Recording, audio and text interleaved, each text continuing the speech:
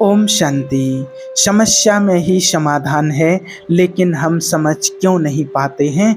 अगर आपने इसको समझ लिया तो हर समस्या का समाधान आपके हाथ में होगा।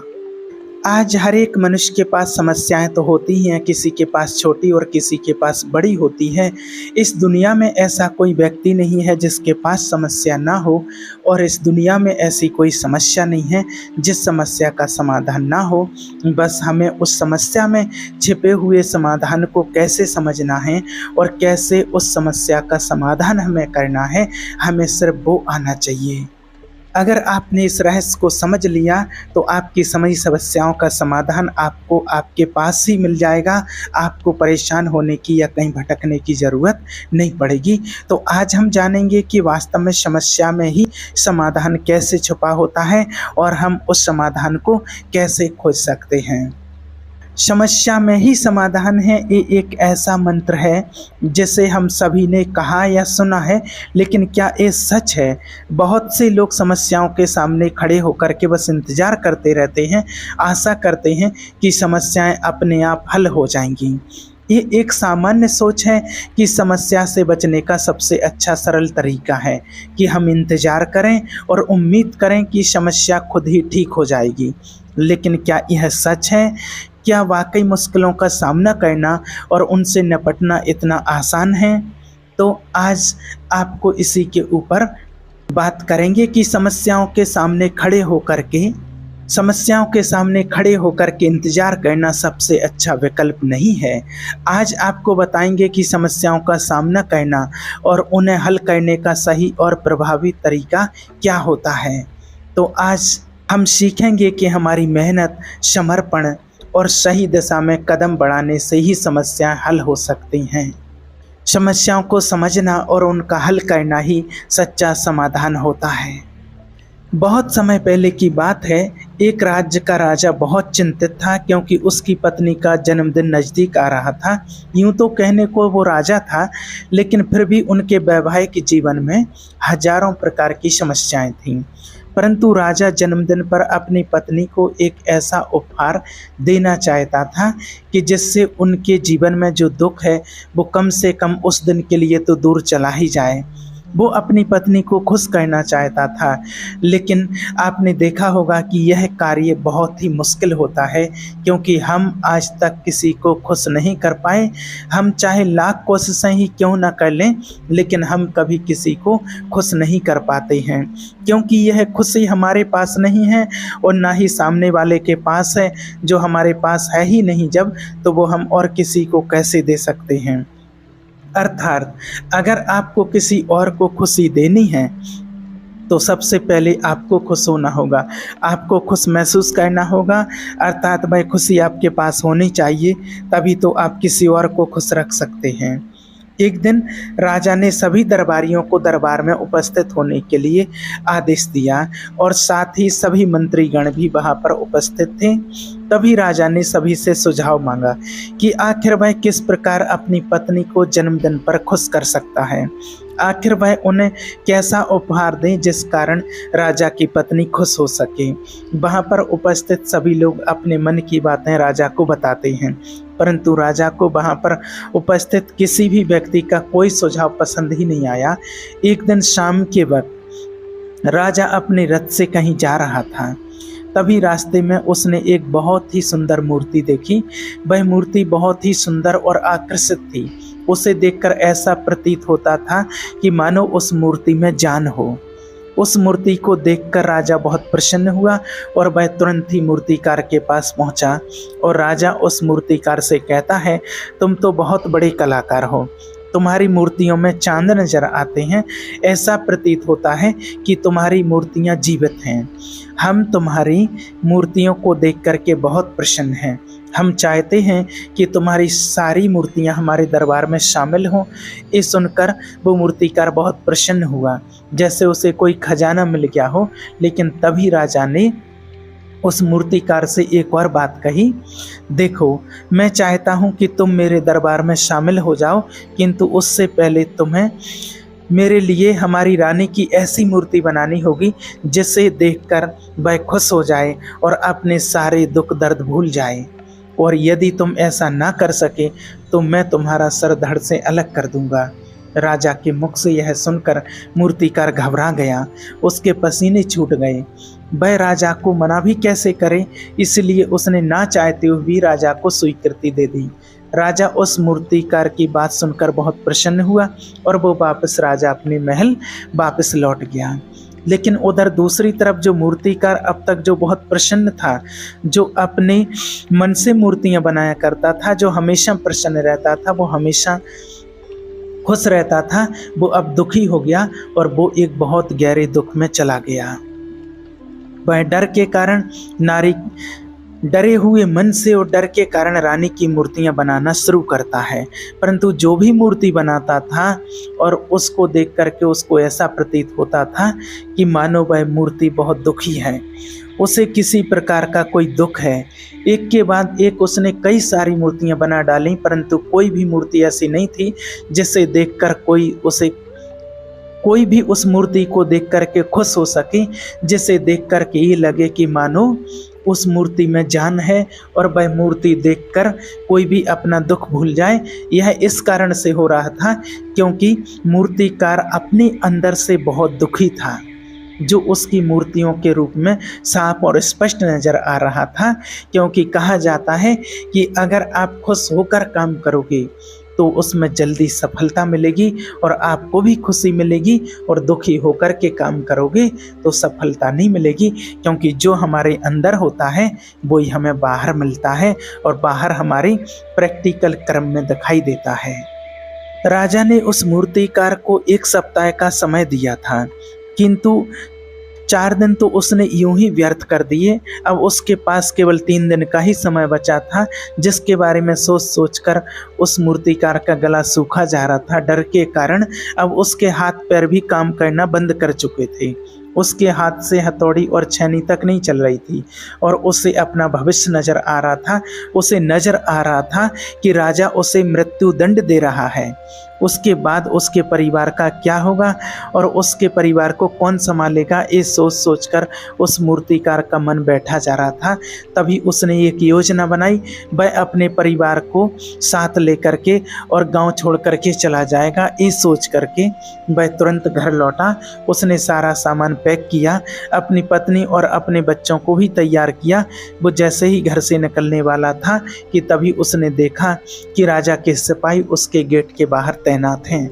यह देख करके वह मूर्तिकार और भी घबरा गया। वह समझ नहीं पा रहा था कि क्या करे। यदि वह यहाँ से भागने की कोशिश करता है और पकड़ा जाता है तो राजा उसके साथ साथ उसके परिवार को भी मृत्यु दंड दे देंगे। वह कुछ समझ नहीं पा रहा था। तभी वह जमीन पर बैठ गया और रोने लगा और अपनी पत्नी से कहता है, अब से तुम्हें बच्चों का ख्याल रखना होगा। मेरा और तुम्हारा साथ यहीं तक का था, क्योंकि राजा ने जिस प्रकार की मूर्ति का मुझे आदेश दिया है मैं उस प्रकार की मूर्ति नहीं बना पा रहा, जिस कारण राजा मुझे मृत्यु दंड दे देंगे, वो मेरा सर धड़ से अलग कर देंगे और उसके बाद तो तुम्हें ही बच्चों का ख्याल रखना होगा। इतना कहकर वो जोर जोर से फूट फूट कर रोने लगा। देखते ही देखते रात बीत गई और अगले दिन सुबह सुबह उस मूर्तिकार के दरवाजे पर एक गुरु कुछ भिक्षा मांगने के लिए आए और मूर्तिकार ने उन्हें भिक्षा ला करके दी।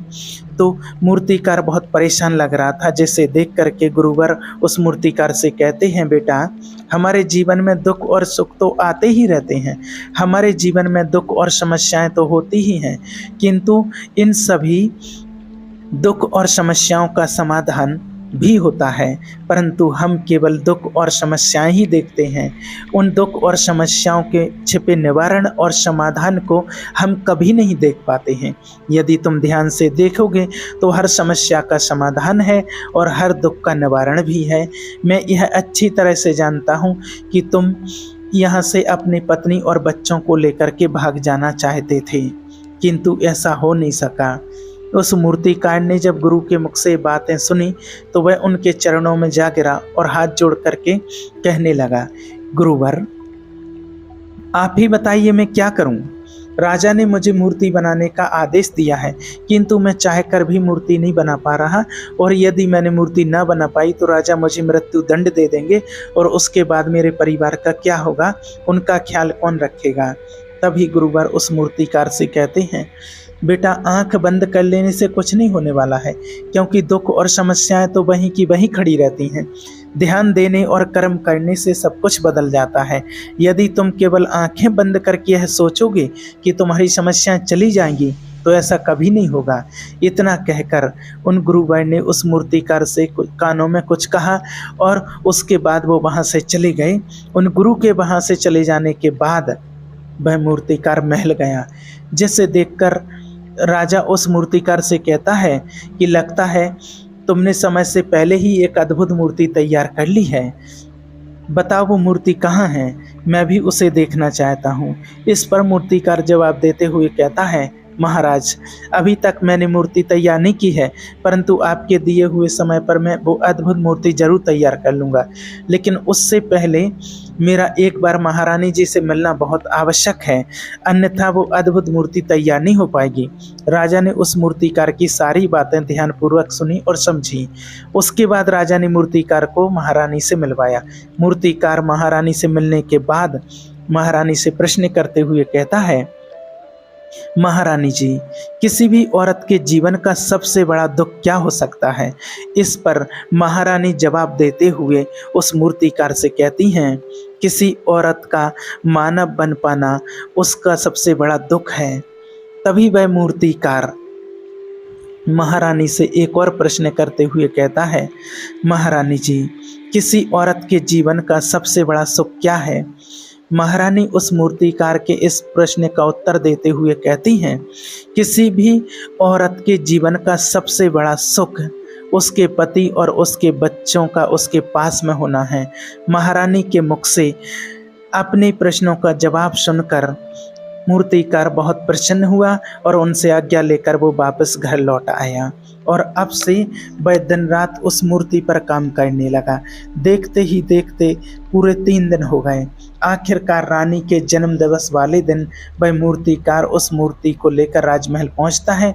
लेकिन अब राजा के मन में बेचैनी थी कि पता नहीं उस मूर्तिकार ने कैसी मूर्ति बनाई होगी, पता नहीं वह मूर्ति महारानी को पसंद आएगी भी या नहीं। इस प्रकार के कई प्रश्न राजा के मन में चल रहे थे। राजा के मन की बेचैनी लगातार बढ़ती ही जा रही थी, लेकिन उधर दूसरी तरफ राजा को उस मूर्तिकार पर पूर्ण विश्वास भी था, क्योंकि राजा ने पहले ही उस मूर्तिकार के हाथों की कला तो देखी ही थी। इसलिए एक तरफ उनके मन में यह भी विचार चल रहे थे कि उस मूर्तिकार ने जरूर ही अद्भुत मूर्ति बनाई होगी। वो मूर्ति सफ़ेद कपड़ों से ढकी हुई थी। तभी राजा ने उस मूर्ति की ओर इशारा करते हुए रानी से कहा, यह आपके जन्मदिवस का तोहफा है, इसे कबूल करें। उसके बाद रानी ने अपने हाथों से उस मूर्ति से वह कपड़ा हटाया और उस मूर्ति को देखते हुए रानी की आंखों से आंसू बहने लगे और यह देखकर राजा को ऐसा प्रतीत हुआ कि मानो महारानी को ये मूर्ति पसंद नहीं है। इसलिए राजा ने तुरंत ही क्रोधित होकर अपने सिपाहियों को आदेश दिया और उस मूर्तिकार को बंदी बनवा लिया। लेकिन तभी महारानी राजा से कहती है, रुकिए, इस मूर्तिकार ने तो मेरा दुख और सुख एक ही मूर्ति में निकाल दिया है। इस मूर्ति में मेरे पति मेरे साथ हैं और मेरे हाथ में मेरा बच्चा है। इससे सुंदर मूर्ति मैंने जीवन में कभी भी आज तक नहीं देखी है। ये बहुत ही लाजवाब है, अद्भुत है। इससे सुंदर तोहफा मेरे लिए और कोई नहीं हो सकता। काश ऐसा मेरे जीवन में वास्तव में हो जाए, मेरे पति भी मेरे साथ हों और मेरे हाथों में मेरा बच्चा हो। महारानी की सारी बातें सुनकर और मूर्ति को देखकर राजा को अपनी गलती का एहसास हुआ। राजा अपनी प्रजा और अपने साम्राज्य की देखरेख में इतना व्यस्त रहता था कि वह कभी अपनी पत्नी को समय नहीं दे पाता था, जिस कारण राजा की आंखों से आंसू बहने लगे और दरबार में उपस्थित सभी लोग वह मूर्ति देखकर हैरान। आज तक किसी ने भी ऐसी सुंदर और जीवित मूर्ति नहीं देखी थी जिसमें सुख और दुख एक साथ नजर आ रहे हों। उसके बाद उस राजा ने उस मूर्तिकार को रिहा करवाया और उसे ढेरों इनाम दिए और अपने राज्य दरबार में जगह भी दी। किंतु उस मूर्तिकार ने इनाम तो स्वीकार कर लिए, परंतु राज दरबार में उसने जगह नहीं ली और हाथ जोड़ करके राजा से कहता है, हे महाराज, मेरी आपसे विनती है, मुझे आपने चेतावनी दी थी, यदि मैं ये मूर्ति नहीं बना सका तो आप मुझे मृत्यु दंड दे देंगे। किंतु मैं आपसे एक इतनी ही विनती करना चाहता हूँ कि हम में से चाहे कोई प्राणी क्यों ना हो, सभी के प्राण उतने ही कीमती हैं जितना कि आपका या महारानी के हैं। इसलिए किसी को भी बिना दोष के दंड नहीं देना चाहिए। सबका अपना परिवार होता है और सबको अपना परिवार उतना ही प्यारा होता है जितना कि आपको अपना परिवार। सबको अपनी पति और पत्नी उतने ही प्यारे होते हैं जितनी कि आपको अपनी महारानी प्रिय हैं और महारानी को आप प्रिय हैं। इसलिए किसी निर्दोष प्राणी को ऐसा मृत्यु दंड नहीं देना चाहिए। इसलिए मेरी पत्नी ने कहा था कि राजा की दोस्ती और दुश्मनी दोनों ही अच्छी नहीं है, इसलिए मुझे आपके राज दरबार में कोई स्थान नहीं चाहिए। मैं अपनी छोटी सी दुनिया में बहुत खुश हूँ। मैं अपने छोटे से परिवार के साथ बहुत खुश हूँ। मैं आज तक जो करता आया हूँ मुझे वो पसंद है और मैं अपने पूरे जीवन काल वही करना चाहता हूँ। मैं जैसा हूँ, जिस हाल में हूँ, मुझे बहुत प्रसन्नता है कि मैं आज इतना खुशहाल इंसान हूँ। अब मुझे आज्ञा दीजिए, इतना कहकर वो मूर्तिकार चला जाता है। तो देखिए, इसी प्रकार से हमारे जीवन में भी कभी कभी बहुत बड़े बड़े संकट और दुख आते जाते हैं, किंतु वास्तव में तो ये दुख और संकट हमें कुछ सिखाने के लिए ही आते हैं, किंतु हम तो केवल उन दुख और समस्याओं को ही देखते रह जाते हैं। हम उनका निवारण खोजने का तनक भी प्रयास नहीं करते हैं और जब हम दुख के समय क्रोध करते हैं तो हम वास्तविकता में अपना ही नुकसान कर लेते हैं। जो व्यक्ति समझदार होते हैं वह अपने दुख और परेशानियों से यह सबक सीख ही लेते हैं कि उन्हें विषम परिस्थितियों में भी शांत रहकर उन दुखों का निवारण करना चाहिए, उन समस्याओं का समाधान करना चाहिए। किंतु हम में से अधिकांश लोग यह नहीं सीख पाते और वे लोग दुख और परेशानियों के समय क्रोधित हो ही जाते हैं। वो इस बात को अच्छी तरह से जानते हैं कि हमें दुख और समस्या के समय पर शांत रहना चाहिए और उसका समाधान खोजने का प्रयास करना चाहिए, किंतु हम बार बार वही गलती दोहराते रहते हैं। जब भी हमारे सामने कोई विषम परिस्थिति उत्पन्न होती है तो हम बार बार क्रोधित हो जाते हैं और क्रोध में आकर हम अपना ही नुकसान कर लेते हैं, क्योंकि क्रोध में हम कभी कोई चीज़ सीख नहीं सकते हैं। क्रोध में हमारा मस्तिष्क काम करना बंद कर देता है और उसे केवल वह परिस्थिति नज़र आती है, वो समय नज़र आता है जो उसके खिलाफ है और जो जीवन के दुखों से, इन समस्याओं से कुछ सीख नहीं पाता। ऐसा व्यक्ति पूर्ण रूप से दलदल में फंसे हुए इंसान की तरह है, जो परिस्थितियों के दलदल में कुछ इस प्रकार से फंस चुका है कि वह वहाँ से निकल नहीं सकता। फिर वह चाहे कितना भी हाथ पैर क्यों न मारे और जितना हाथ पैर मारेगा वह उतना ही उस दलदल में फंसता चला जाएगा। जबकि आपको हाथ पैर ना मारकर शांत रहकर अपने मस्तिष्क का प्रयोग करना चाहिए और यह सोचना चाहिए कि इस दुख, इस समस्या और इस विषम परिस्थिति का समाधान क्या हो सकता है। किंतु आप तो अपने आप को पहले से ही दलदल में डाल चुके हैं और ऐसी स्थिति में आप बाहर निकलने की स्थिति में ना सोचकर लगातार हाथ पैर मारकर और लगातार ही आप अपने आप को उस दलदल में और भी नीचे डुबाते जा रहे। तो ऐसी परिस्थिति में आप भला उस समस्या, उस परिस्थिति का सामना कैसे करेंगे, वहाँ से बाहर कैसे निकलेंगे। और वहीं पर व्यक्ति जो थोड़े भी जागृत हैं, जो दुख और समस्याओं का निवारण और समाधान खोजने में वास्तव में अपना समय लगाते हैं, वो यह जानते हैं कि निवारण और समाधान एक हीरे की तरह है। वो हीरे की खान की तरह है। जिस प्रकार एक हीरे को ढूंढा जाता है, फिर उसे तराशा जाता है, जिसके बाद उस हीरे की कीमत बहुमूल्य हो जाती है। ठीक वैसे ही दुख और समस्या में समाधान और निवारण खोजने की आवश्यकता होती है और वह हमें खोजने भी चाहिए। और जब आपको मिल जाते हैं तब आपको एक ऐसी संपदा मिलती है, एक ऐसी समझ, एक ऐसा विश्वास, एक ऐसी शक्ति मिलती है कि उसके बाद आपके सामने जब भी कोई समस्या या कोई परेशानी परिस्थिति आती है तो आप अकेले नहीं होते हैं, बल्कि आप यह समझ जाते हैं कि वह विषम परिस्थिति आपको कुछ सिखाने आई है और आप उसका डटकर सामना करते हैं। उससे वह सारी चीज़ें सीखते हैं जो वह आपको सिखाना चाहती है और उसके बाद आप और ही मजबूत होते चले जाते हैं। आपका विश्वास और ही बढ़ता चला जाता है। आप और ही शक्तिशाली और बलवान होते चले जाते हैं। इसीलिए भगवान कहते हैं कि अगर दुख है तो उसका निवारण भी है, यदि समस्या है तो उसका समाधान भी है। इसीलिए केवल दुख में उलझे मत रहिए, बल्कि उस दुख का निवारण कीजिए, और यही आपको करना भी चाहिए। केवल हाथ पर हाथ धरे रहने से यूं ही या फिर यूं ही समय को व्यर्थ गंवाने से आपको समस्या का कभी निवारण नहीं मिलेगा, बल्कि जितना आप उस दुख और समस्या से अपनी जान छुड़ाकर भागने की कोशिश करेंगे, उतनी ही तीव्रता से आपके पीछे वो समस्या भागेगी। और जैसे जैसे समय बीतता जाएगा और वह दुख और समस्या और भी विकराल रूप ले लेगी, और तब उसका सामना करना और भी मुश्किल हो जाएगा। इसलिए यदि कोई दुख और समस्या आपके सामने है तो उससे लड़िए, डांटकर सामना कीजिए, उससे सीखिए और उसका निवारण कीजिए। कोई भी समस्या आपके जीवन में आती है तो शांत हो जाइए, शांति से बैठ कर के थोड़ी देर परमात्मा को याद कीजिए, और याद करेंगे आप अपने मन को शांत करेंगे। आपके मन में जो उथल पुथल चल रही है, जो लहरें चल रही हैं, वो थोड़ी देर शांत हो जाएंगी, फिर उससे आपको समाधान अपने आप, समस्या में ही समाधान नज़र आना लगेगा। ओम शांति।